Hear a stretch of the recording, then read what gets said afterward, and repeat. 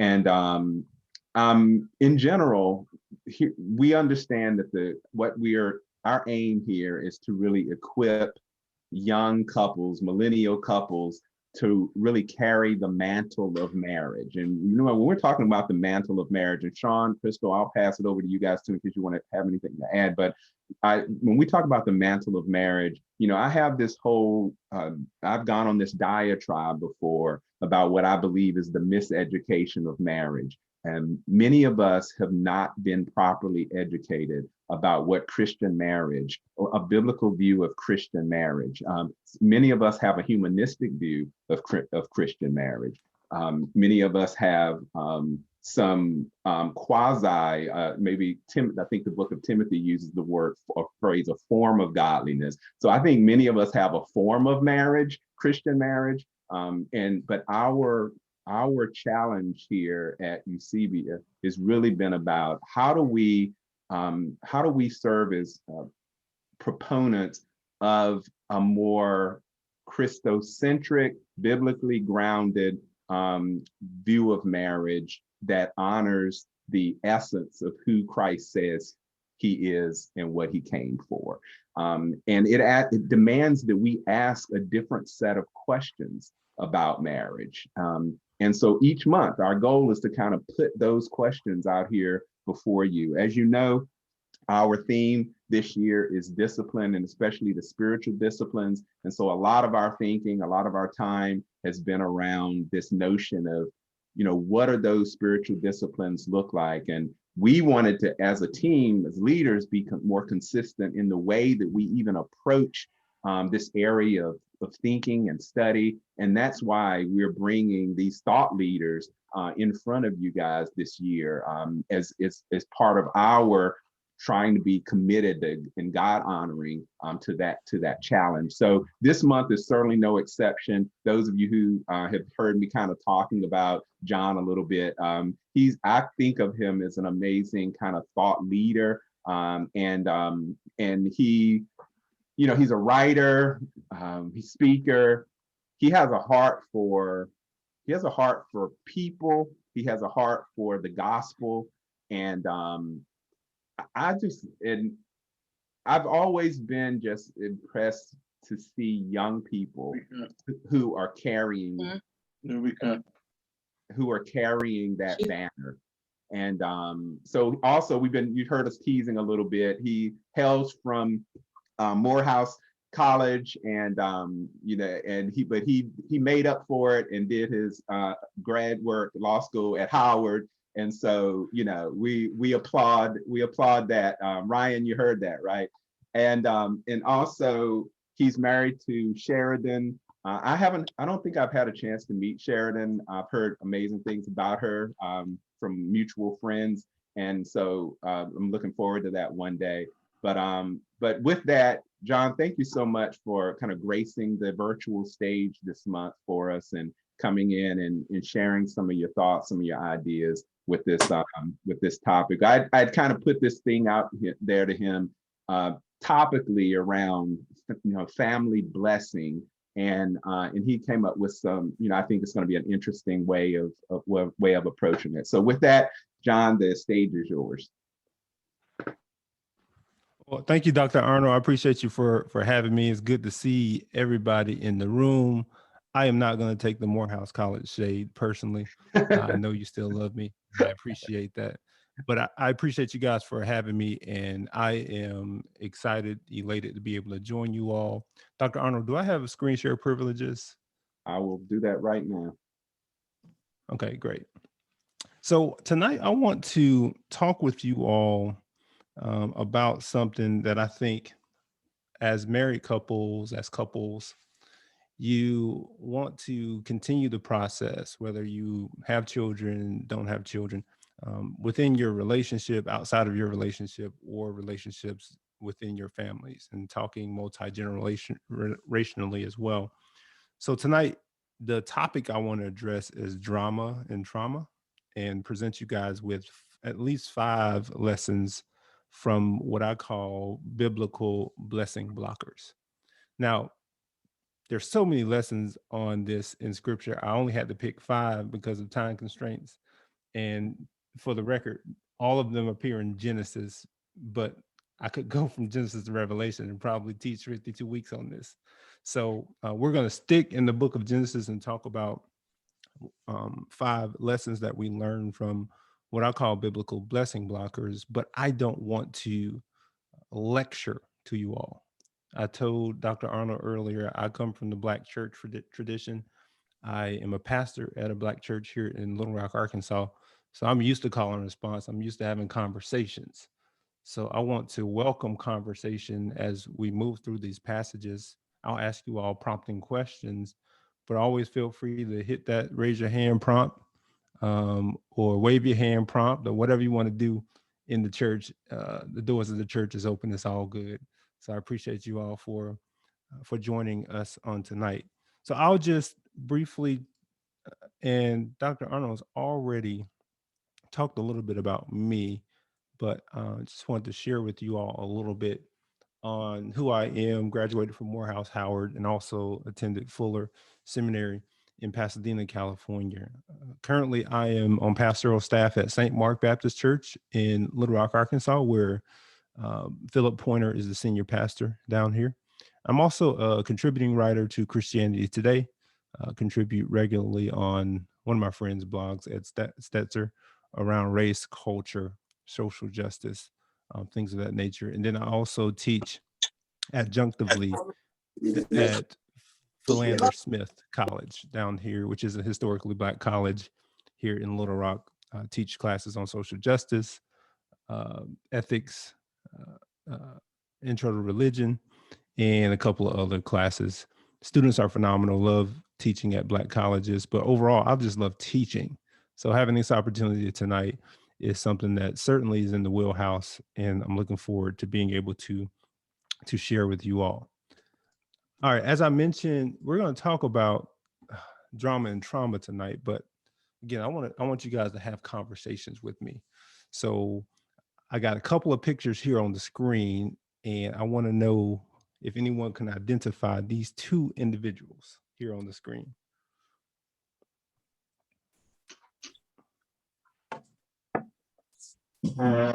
That's Marcus Garvey on the left. Marcus Garvey on the left. All right, good job. Is that Crystal? Yep. Okay. And then on the right, that one might be a little harder. Is he a Black Panther? I'll give you a hint. Black Panther. Bobby Seals. Bobby Seals. All right, good. No, I know this stuff. Got it. Okay. Come through, Crystal. Okay, so listen. How many of you all have done either 23andMe or any other DNA test? You can just raise your hand in the chat or raise it so I can see you visually. Dr. Arnold has. Has anybody else done any of the DNA tests? Okay, nobody else. All right, Dr. Arnold, tell me why you decided to find out where you're from, who you with. Yeah, I totally did it because of my son. My son is 29, and for his birthday present last year, he wanted me to do it. Because it goes down to, he had the choice to do the paternal line or the maternal line, and he did the paternal line. And so it was totally a gift for him, but he was pretty fascinated with the results. Now, I'm gonna ask you, where are you from? Who are your people?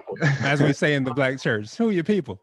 Right. So it's Papua New Guinea. Is that right? Okay. And the Falua. There's 2 primary. It's pretty intense. It's like West African, of course, like everybody. And I think I can look it up while you're talking, and I'll write it in the chat. But I think that was the no, it's not Papua New Guinea. It's I'll remember it's something New Guinea, but it's not Papua New Guinea. It's something else. I'll think of it. Okay. Well, so here's the thing. These tests are pretty popular among people because they want to know who they are and where they're from. And obviously for African Americans, Many of us do hail from Western Africa, but there's something about family DNA results that kind of reveal something about you. Now, I always joke with my wife because I'm like, I'm not sure if I want to do it because folks might disown me in our community because I'm a little brighter than other folks. So I might come back higher percentages that might be European. But one of the things I did learn probably in the past 5 years or so, and this is why Marcus Garvey's picture is up here. So my family is from Kingston. My father is from Kingston, Jamaica. So I am half Jamaican, and Marcus Garvey is obviously Jamaican. But he, if you don't know who he is, he actually started the Universal Negro Improvement Association and was a unapologetic Black nationalist, ready to take all of us Black to Africa, right? And really was a mover and a shaker in the early 20th century. My cousin did her PhD work at a boys' school in Kingston, Jamaica, that her father and my father attended. And she discovered in that process that Marcus Garvey's mother is named Sarah Ann Richards, and she's from the same parish that our family is from in Jamaica. So we are related to Marcus Garvey, is what I found out. So my wife was like, "Well, that's why you're so militant and all about this justice stuff." And so on the other side, though, my wife's family is from California, and she is second cousin of Bobby Seale. So what we've done is we went to Memphis yesterday, went to the Civil Rights Museum, and Marcus Garvey's and Bobby Seale's pictures, the one I have here, were up on the wall. So I told my son, I said, "You want to hear something really, really cool?"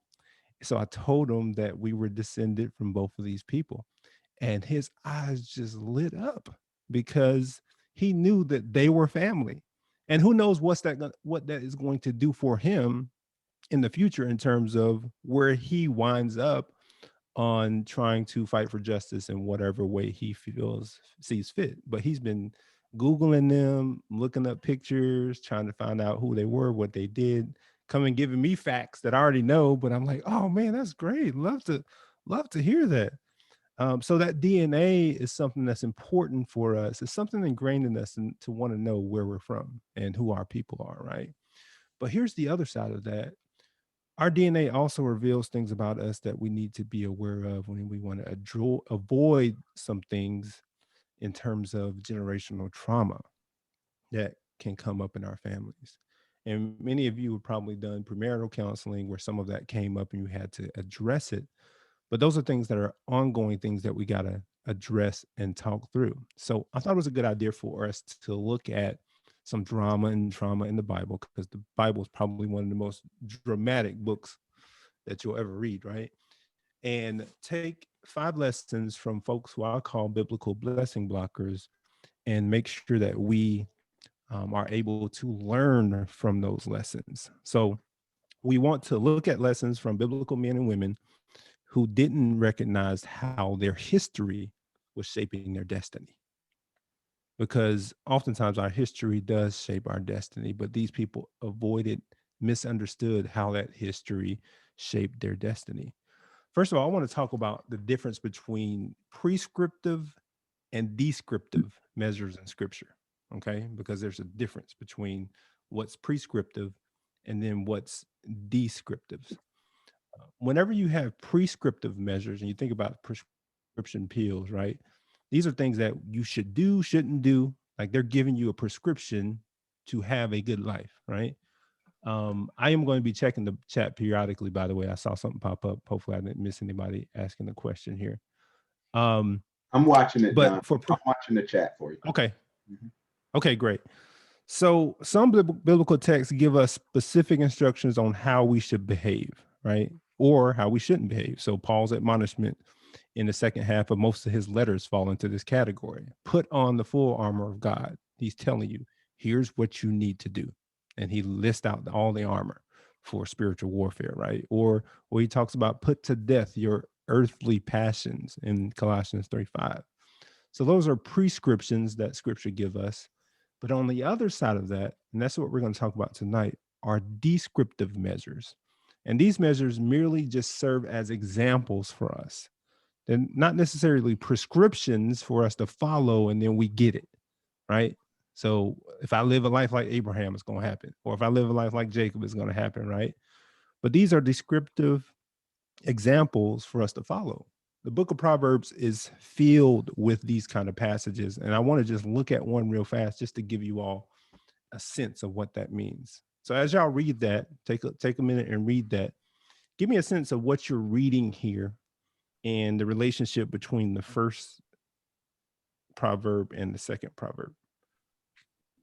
Verse 4 and verse 5, which are two separate sentences.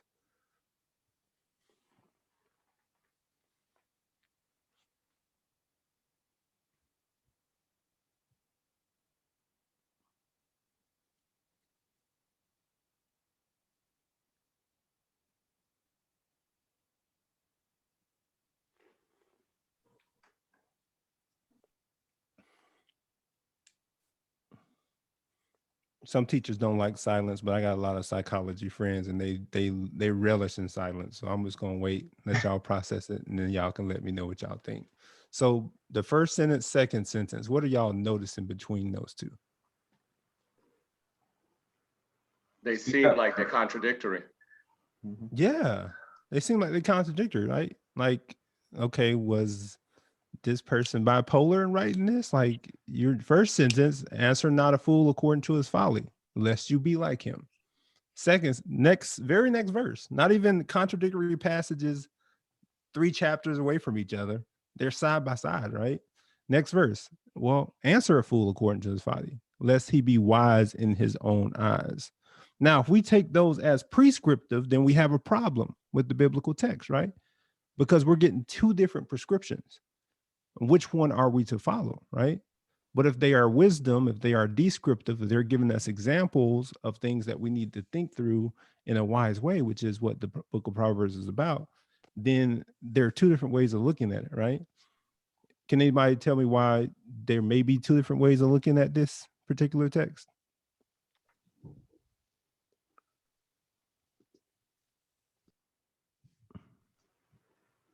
Well, I'd like to hear other people, and rather than me just always yapping. So other guys, folks, weigh in. What do you I think? was gonna say, this is a Dr. Harold question. Okay, Dr. Harold. Listen, and no answer is a wrong answer. Like I tell all my students when I teach, I'm like, all answers are great. I love hearing people's thought process. I don't want anybody to think you have to be a scholar, biblical scholar with MDiv, PhD, or doctor in front of your name to be able to have this conversation. We're just having a conversation. Mhm. Anybody have any thoughts? Yeah, I would say it depends on the on the type of fool you're talking to, I guess. Yes. There you go, Johnny. Is it Johnny Davis? Yeah. There you go. So in certain situations, you don't need to answer fools. But in other situations, you probably do because you don't want that person to think they're right if nobody contradicts them, right? But that requires one thing, and that's what Proverbs is all about. That's how Proverbs start: wisdom. Understanding when you answer a fool according to his folly and when you need to correct people, and then understanding when you don't answer those social media trolls who are in your timeline all day long and you going back and forth with them all day and you ain't got time to do anything with your wife or your kids or anybody else. So you got to think about, when is it a time for you to answer someone and when not to answer someone? So this isn't prescriptive. Like, it's not contradicting itself. It's just describing 2 different situations, because you either going to become like that person if you get into that argument with them, or you're going to be able to correct them so that he's not wise in his own eyes. So that's when we see that difference. And that's what we're going to look at: 5 descriptive lessons from the lives of these characters tonight. I don't know what you think. If I do what this person does, then I get there. Or if I don't do what this person does. But they're examples for us. That's what Paul says in 1 Corinthians 10. He says, when he's talking about the Israelites, these things that happen to them happen as an example, written down for our instruction, on whom the end of the ages have come. So that's what we're going to look at. 5 character studies in Genesis where we look at 5 lessons from what I believe are biblical blessing blockers. Let's look at lesson number 1 in Genesis. I tell y'all, I really had about 15 of these. And I was like, all right, let me just focus on Genesis tonight so we can really dive into these passages and figure out what the Lord is saying to us this evening. So lesson number 1, favoritism leads to unnecessary schism and division. Schism and division. All right, let me ask y'all a question. How many of y'all got kids? More than one kid? All right, they not around right now, okay? Do you have a favorite kid? No. Okay, good. Y'all give me the Jesus answer. You can say no. But I'm gonna tell y'all a little bit my story in a little bit, just so y'all can understand how difficult it's been for us to kind of navigate this space. But what we need to learn from this particular study in this passage is that when you do show favoritism, however low key it may be, it could lead to some unnecessary schism and division, and could ultimately block the blessing for your children and for your offspring and for your children's children. And this lesson is going to come from the life of Abram at the time and Sarah. And many of us know that, right? Know the story of Abram and Sarah. Genesis 16, Ishmael is born. So let's look at Genesis 16. I want to read some of these passages, but also give you guys a synopsis of some of them as well, so we're not reading longer passages. Genesis 16, and we're going to look at the first 4 verses. Now, Sarai, Abram's wife, had borne him no children, and I'm reading from the ESV. She had a female Egyptian servant whose name was Hagar. And Sarai said to Abram, behold, now the Lord has prevented me from bearing children. Go into my servant. It may be that I shall obtain children by her. And Abram listened to the voice of Sarai. So after Abram had lived 10 years in the land of Canaan, Sarai, Abram's wife, took Hagar, the Egyptian, her servant, and gave her to Abram, her husband, as a wife. And he went in Hagar, and she conceived. And when she saw that she had conceived, this is Sarai, she looked with contempt on her mistress. That always makes me chuckle, right? Like, you set this up, and then when you see she conceived, the last verse says she got mad. But it was your idea, Sarah. So why would you get mad about this? Now, as we read those verses, what is the problem here? What is Sarai and Abram doing that they should not be doing, based on what we may already know about what was said a couple of chapters before? Taking matters into your own hands. Yeah, so Ishmael is the result of ultimately their impatience when it comes to the promise of God. They already got a promise that they were going to get an heir from Abram and Sarai. And she's getting impatient. She's saying, no, I can't wait for this because we need to have some type of heir. So take my servant and have a child with her.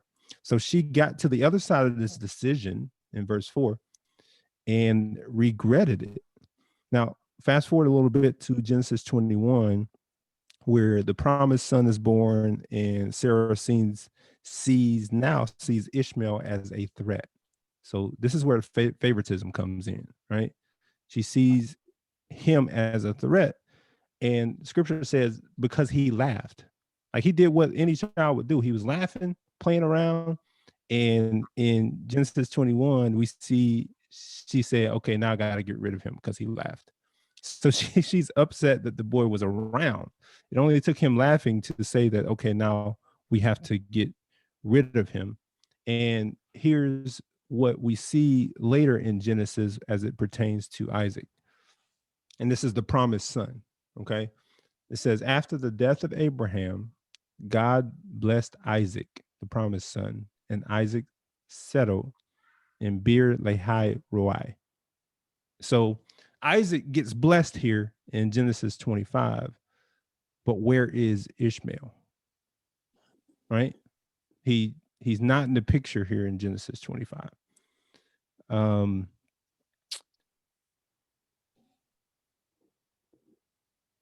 Anybody know anything about Ishmael and his journey, his story after he got kicked out? Or do y'all want me to tell you?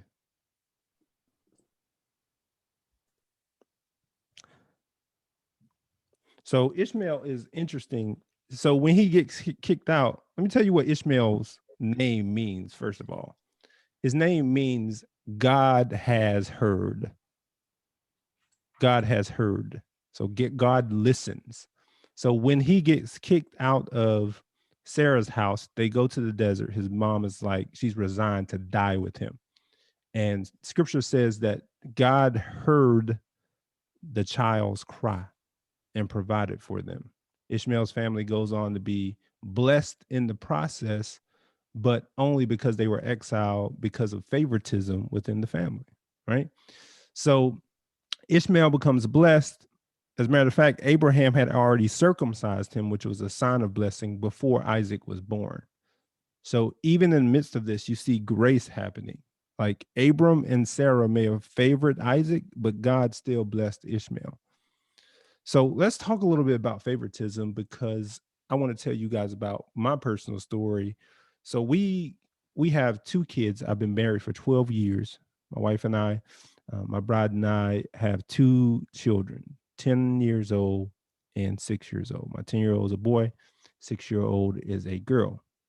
Now, I don't know if y'all did this with your first kids, but man, when we had our first kids, our house was like safety central. I'm talking about all the plugs in the wall had protectors in them. We had the gate on the stairs. We had all the corners on the sides of the table plugged in. My wife was super careful because that was number 1, right? Now, y'all can guess what happened with number 2, right? Yep. Now, some people say they got wiser, but I say it's just a free for all after that, because at that point you realize it might not take all of that, right? But at the same time, we had this protectionism, right, for our first kid that we didn't necessarily have with our second child. I experienced this as a youth growing up too, because my sister, who is now 49 years old, every time we gather at family gatherings, without a doubt, she always says to my mom, well, you know, John is your favorite. So here's what my mom hears in that. My sister is still at home with mom. She's still doing stuff locally with mom because my mom has a guilt that my sister keeps circulating that I'm the favorite, and there's a makeup that has to happen here. So sometimes when you demonstrate favoritism, or you have a perspective that someone is showing you that you demonstrated favoritism, you can let it play out in unhealthy ways of enabling other children that you need to empower to be adults. And we can do that in so subtle ways that we don't really understand, that is really hindering them from being blessed, blocking them from being blessed, rather than allowing them to become the full-fledged adults that we have called to send them out into this world. That's why the Psalms tell us that our children are like arrows, that we're to send them out into the world. If all your arrows are still in your quiver and you're 37 and you're 40, then we may have a problem. Or they're 21, 24, then we may have a problem, right? So here's what we need to do from an application perspective. Make sure we spread our affection among our children. And then on the other side of that, make sure you recognize how your children receive affirmation and love, because they may receive it differently. It's not a one size fits all with all your children. if you plan on having children or if you have children already, it's not always one size fits all. You always have to recognize how those children properly receive love. So spread that affection out. Don't show favoritism. And then also make sure you realize that your children receive love differently. All right, I'm gonna pause right there. Any thoughts on that piece on favoritism and how it may lead to unnecessary schism? Any examples in your own family's life that you may be willing to share? Not even just you and your children, but maybe siblings. Yeah, I can appreciate that. My parents would never pick or ever say that there is a favorite. But I think to your point, there have been small things that have kind of happened that may, indirectly infer that I'm the favorite, and the youngest will always bring that up. And so it's interesting to hear you and then wonder how that may have, kind of impacted her decision making thus far. So just, a new thought. I always thought, well, if my mom never chooses, then it is what it is. But maybe there was somewhat of a choice that my younger sister is noticing that was more indirect. So. Mm-hmm. Yeah, and I'll add too, I think in my family, I think I may be perceived somewhat as the favorite. And thinking about this blessing blocker thing, it's not only something that blocks the blessing of the one who doesn't get to be the favorite, but also there's a lot of pressure and a lot of eyes and a lot of I don't know, like overwhelming feeling that comes with being the one that is chosen. So even with like my little cousins, it's like, do you want to be like Amber or do you want to be like somebody else? And it's like, that's too much pressure. Like, don't be like me, be your own version of yourself and do what's good for you. But it creates a level of, and there is some division and there is some level of, separation between some of us in my family because others have done that and they haven't said it. It's just those subtle acts that happen. And so this is a great point. That's good. That's good. Anybody else want to share? I just feel like born is so important. When that scripture talks about training up a child the way they should go. In my later years, I've come to think that scripture actually has bearing on what you're highlighting here, John. That it's really about understanding the idiosyncrasies of that child in the way that child should go. Not having one set formula that every child has to go through, right? But the challenge is parenting. If you have that more nuanced perspective, you can get perceived as, well, you did this for him, but you didn't do that for me, right? And so that can be perceived as favoritism, when in fact, that's probably the most appropriate. That is not probably, that is the most appropriate, that it should be kind of tailored to the nature and strength of that child. Yeah, that's so good. And I had to swallow that tough pill early on with my son. So my wife is 6 foot, I'm 6'4", and I love basketball player. And my son is probably going to be tall, but he's probably going to be the tallest engineer you know. You're going to have a 6'9" bridge builder because he does not love sports. So to your point, Dr. Arnold, like I could have tried to drive him in a direction where it does not recognize his idiosyncrasies, and that would not have been good for him. So I think that we certainly have to be able to do that and recognize that in our kids and be able to take them to a place where we feel like the Lord is leading them and not where the parent wants them to be. And Sandy said, she can't use her audio video today, but she's typed in the chat that she's the middle child. And she was looking at the way her father tried to motivate, quote unquote, her older sister.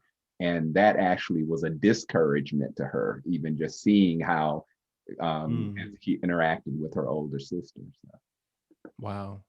That's good. And that's going to be another lesson that we actually touch on in a little bit more detail too, in terms of the behaviors of the parents and how the kids are seeing that, right?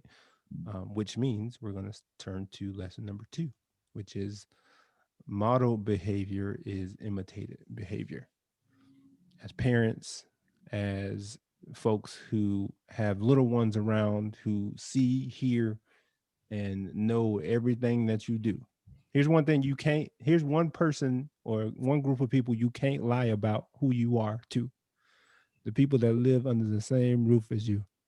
Your spouse knows more about you than anybody else, and your kids know.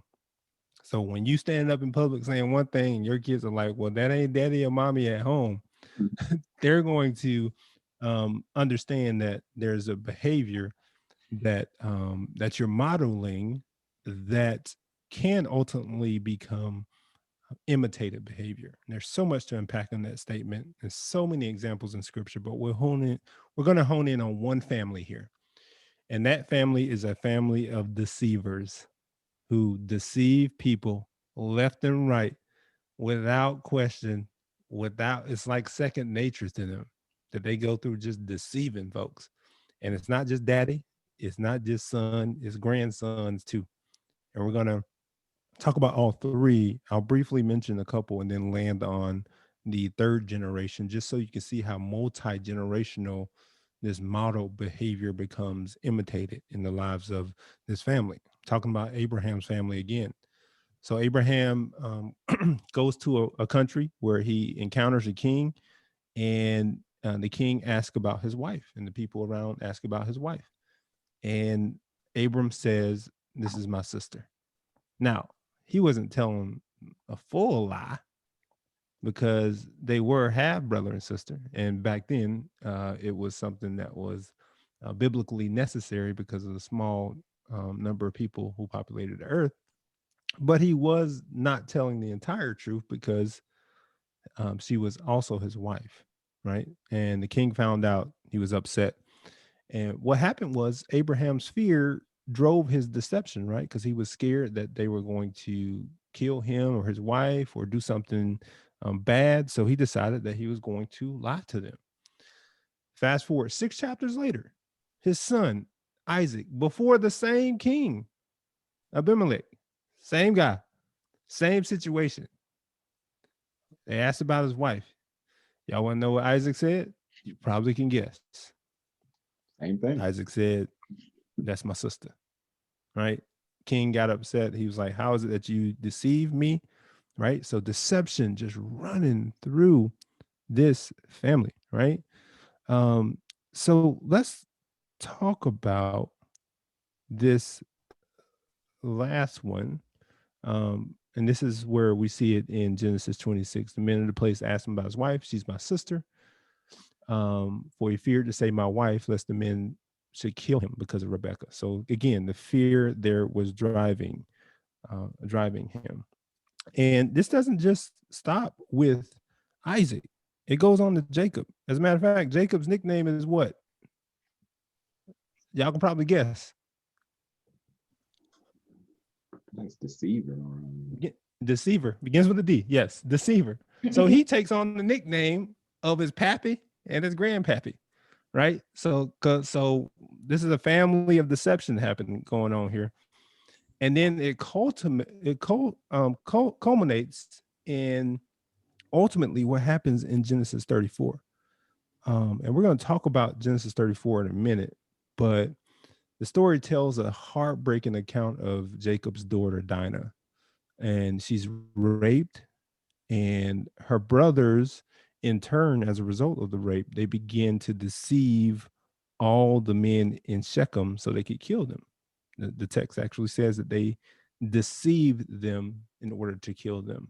So it culminates in murder. The deception goes all the way through the generations, and then they become murderers because of their deception. So the family ultimately knows one thing, and it was a generational behavior that never got broken. The one thing that Abraham modeled, his children imitated, his grandchildren imitated, his family imitated. We all know children are sponges, right? They take in what you give out, and their behaviors are imitated based on what you model.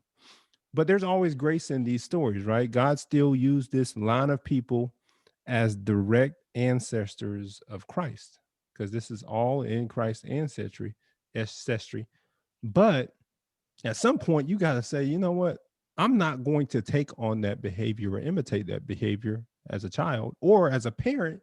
You're going to say, I want to really model what I want to be imitated. And it becomes hard, right? Like, I don't want to get upset with my kids and yell at my kids. I want to have an adequate balance between being the disciplinarian and being the dad that you can actually talk to. And Dr. Arnold, he knows this. Like, when kids go through that individuation process, ultimately they're either going to pull back or they're going to lean into conversations with their parents. And if you have not created an environment where you model behavior that you're expecting in them, man, you're going to lose them. You're going to lose them. And all that training up of a child that we just talked about, there's going to be a departure. And by God's grace, they could come back. But how can we as parents continue to model the behavior that we want to see imitated by our children? I'm going to stick a pin there before we go on to this next lesson. Any thoughts, reflections on that piece of modeling and seeing children imitate, or any examples of imitation from siblings, from your life with your kids? John, nobody says anything. I just got to say, we could focus the entire night on this point, this lesson right here. And I hope folks are really listening. I mean, I'll give you just a brief example. We don't have enough time, but I got a call Friday. So 2 days ago, I get this call from this guy out of nowhere. He was referred to me, and he's got some real anger issues in marriage, anger, control kind of issues. As you get underneath and start talking to him about it, you just see this generation, you see where you can see how it came down line, and so much of what we deal with in this marriage space, there's things that we are passing on. We're dealing with, the way we're doing it with our spouses, and then we're passing these things on to our kids, and those who are kind of in our circle of influence, and they're not things that we would want to pass on, and we're doing that, and so it's an amazing point, and this stuff is happening so much at a subconscious level that we're not giving adequate attention to what it is that we're actually bequeathing, if I can use that language, to those that we care about. Some bad patterns, some bad habits. So good. I mean, that's something that all of us need to make sure we're aware of as we pour into these little ones, because they're going to become adult versions of themselves. And we want to make sure that they are, that their behavior is something that we are proud to have modeled in them, as opposed to picking up on other behaviors. All right, let me look at lesson number 3 here. I get so excited talking about this stuff that I realize time slips away from me. But these are really good lessons for us to be able to take away in terms of being able to look at blessing blockers and avoiding some of those behaviors. All right, lesson number 3, respect is expected, but is also earned. And this is a parenting conversation when it comes to raising up little ones as well. So we all know Ephesians 6 talks about 1-4, talks about children obey your parents, right? But we don't care much about verse number 4, where it talks about fathers don't provoke your children to wrath, right? But first verse says, hey, respect your dad, right? Respect your parents. Verse 4 says, dads, there's a responsibility on your end too. don't provoke your kids. You have to also earn the respect too. I know that sounds weird because, you know, my mama used to always tell you when you say, hey, why should I listen to you? Because I'm your mama, right? But to some degree, there is a earning of respect. There's an earning of trust, especially as they get older.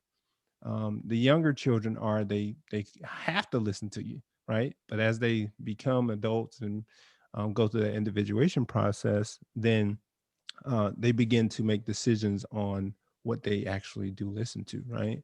So I want to just point out one thing that happened in Lot's life. We talk about Lot, his wife turned into a pillar of salt, right? But there's one instance in there that I don't want us to miss because it's super important, where it talks about earned respect among family members. Lot had been in Sodom for a long time. He got comfortable there, and his family, ultimately his son-in-laws, didn't really respect his spiritual leadership over them. And what it did was it ultimately led to their death. So Lot shows up, verse 14. He went and said to his son-in-laws, who were about to marry his daughter, so had a good relationship with them, set it up. They have arranged marriages in this context. He paid dowry prices. He knew the boys. They had come and talked to him. So he got up to him. He said, get out of this place, for the Lord's about to destroy this city. And look at this last part of this verse. But he seemed to his son-in-laws to be jesting.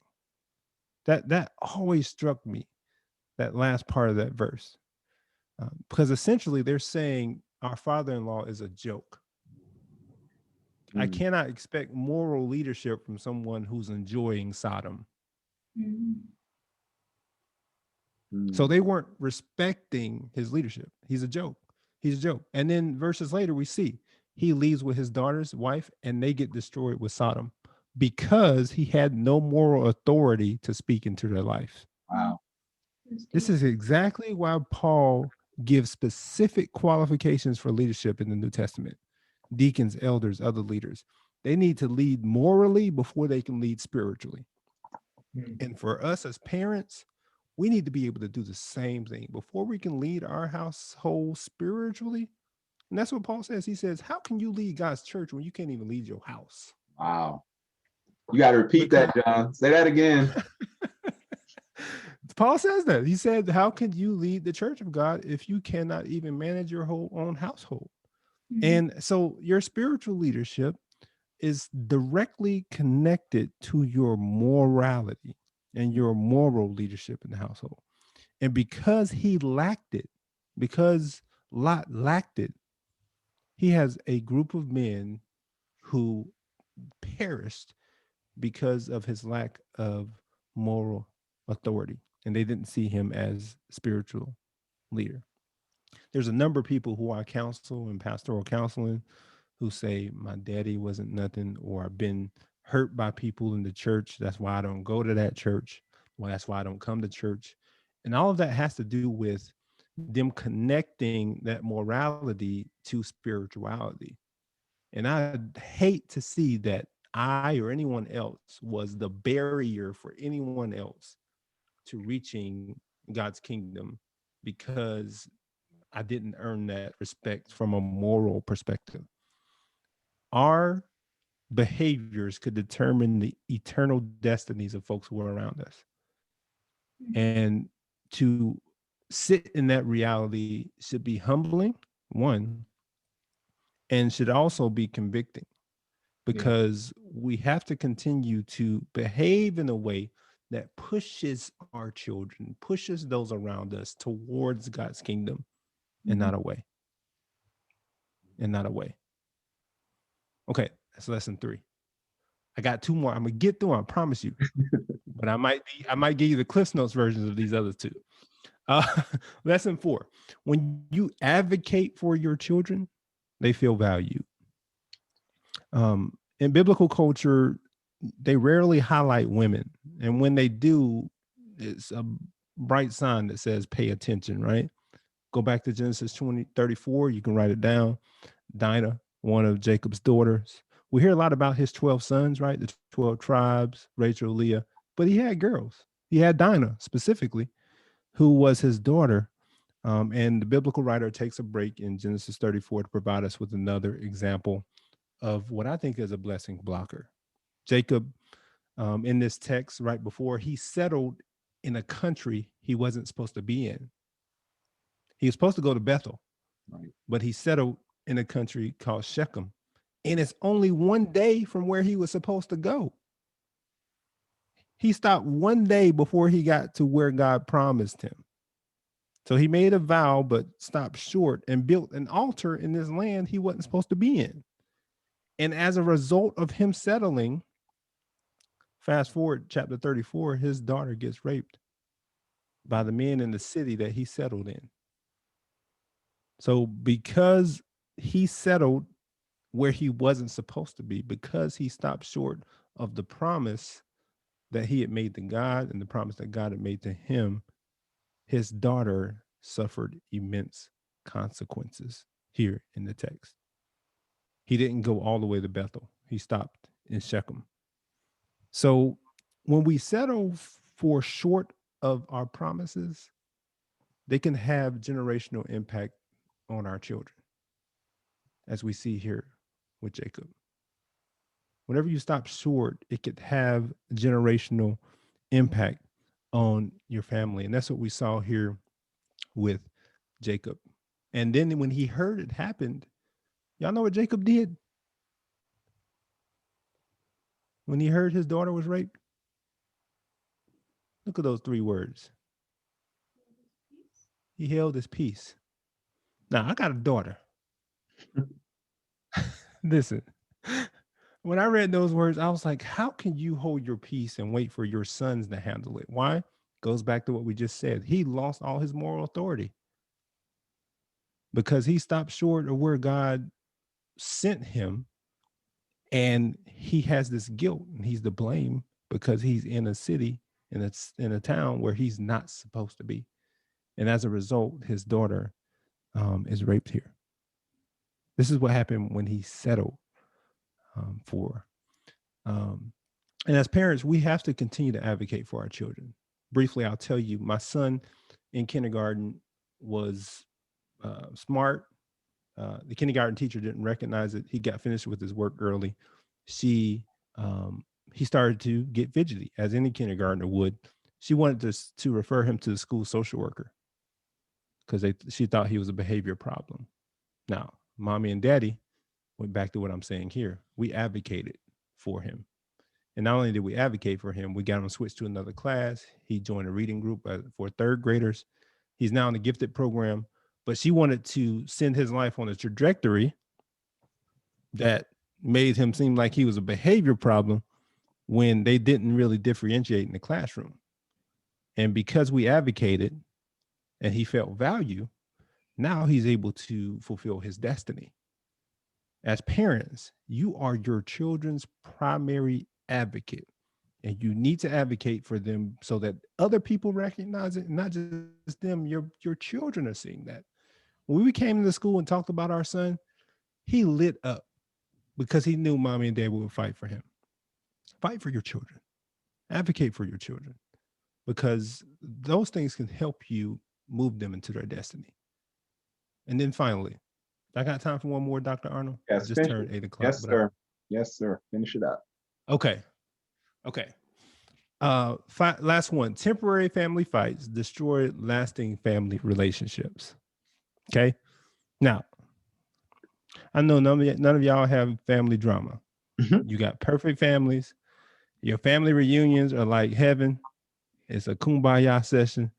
You love everybody in your family, uncles, aunties, and this might not apply to you. Okay. But the rest of us, this is a reality for us. There are family fights that happen. And sometimes it's the pettiest stuff, the smallest temporary things that lead to destroying long-term relationships, right? Most of us know the story of Joseph. I'll briefly just tell y'all, he had a dream, told his family the dream. His brothers was like, how you gonna tell us we're gonna serve you? We older than you. They decide they're gonna kill him, change their mind at the last minute, sell him into slavery. Later on, they come to him begging for food because he's become this big, powerful figure in Egypt. And the rest is history. At the end, he says, what you meant for evil, God turned it around for good, right? So they're like, hey, this guy is tripping because we're older brothers. But they had this drama, right? They lived for 22 years without their brother because of some drama they had about his dream. That's 22 years without cultivating that family relationship. And sometimes we spend these long-term bitter periods of fighting with people over little or nothing in our family. And that takes away from relationship with our kids, with our spouses, and with other folks. And let me tell you what our 3 responses generally are. And this comes from Ken Sande's book called The Peacemaker. We either have 1 of 3 responses when we come to family conflict. We escape, we attack, or we do what we're supposed to do, which is be peacemakers. Jesus says in Matthew 5:9, blessed are peacemakers, right? So escape responses are peace faking responses. Those are the ones I'm just going to get away from it. Some of y'all cut folks off 10 years ago and ain't talked to that person in 10 years. So that's the flight response, denial. Now, at its most unhealthy is suicide. Some people decide that relationship has taken a toll that they just want to escape this world altogether, right? Attack mode is I'm going to come after you with everything I got. Verbal, emotional, may come to litigation. Listen, don't let Big Mama pass away without a will.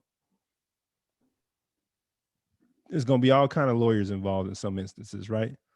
But what we're supposed to do is take the peacemaking approach when it comes to family conflict and when it comes to dealing with temporary family fights, because we realize that we're called to be peacemakers, even with people who get on our nerves the most. And sometimes that's our family. That's going to be the biggest people who we have to deal with is our family. So that's lesson number 5. Temporary family fights sometimes can destroy lasting family relationships. So I want you to look at that matrix again and think through how you've dealt with family drama in the past, and then think through what the biblical model is here. And I'll share these slides with Dr. Arnold just in case you guys can't get them down, but I'll share them with him. But these are things, the matrix through which I look at drama, family, friends, other folks, because I want to live here. And every believer should live in this space so that we're not trying to run away from conflict or come after folks when we shouldn't, but try and find ways to reconcile, negotiate, mediate, and overlook some faults. So those are my 5 lessons tonight. Hopefully they were helpful for you all. I want to make sure I respect all y'all's time, but y'all can feel free to connect with me, social, email, website. And I just appreciate you guys for having me here tonight. Wanted to have a little bit more dialogue on those last couple of points, but as with all preachers, we got a little long in some of the sections. But hopefully it was helpful for you all as y'all try to process ways in which you can recognize blessing blockers in these stories and then move towards being better parents, better spouses, better family members. Appreciate y'all for having me. And that was awesome, John. Thank you so much for that. And guys, feel free. I mean, definitely reach out, not feel free, definitely reach out and connect with John on social. He does a great job of putting thoughts out there for your digestion.